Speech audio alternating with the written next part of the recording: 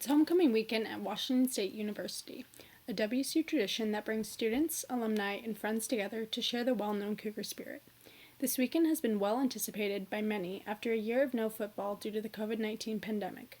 For these businesses, the return of much of the WSU community represents a light at the end of a long and difficult year and a half spent struggling to stay afloat. While many are excited for the much-needed business, the growing crowds have left some frustrated on enforcing COVID-19 protocols amongst the excited crowds looking to have fun. Some business owners worry about non-compliance and the repercussions it could bring.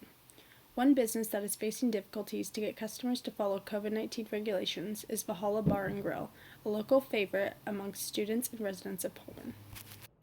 Yeah, it's just been a really frustrating situation for not just the employees, but also the customers, constantly having to tell people to put their masks on just because we're just trying to follow the rules like every other business.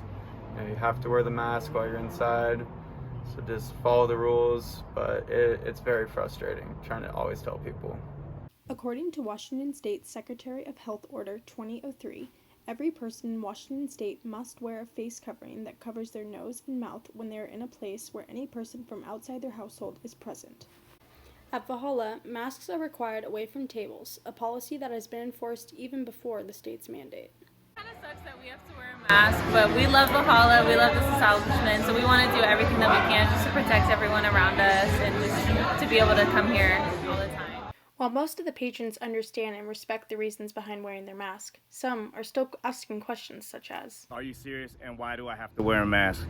It's ridiculous to me because this mandate's been around for so long, so I don't understand why they're so flabbergasted when we ask them to keep a mask on. As of October 7th, Whitman County has 10 confirmed cases of COVID-19. Health officials worry these numbers could spike following homecoming week. Valhalla is doing their part to ensure this number does not spike by implementing a zero-tolerance policy for non-compliant maskless patrons. We have a zero tolerance, basically. We'll give you a warning because we get it. You're partying, you're drinking, you forget. But we'll give you a little warning, and then if it becomes too much of a nuisance to us, we have to let it go because we're not going to get shut down because someone can't put a mask on.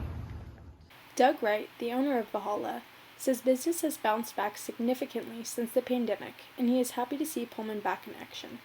He only hopes the mask mandate can keep the momentum going, preventing further restrictions and another shutdown.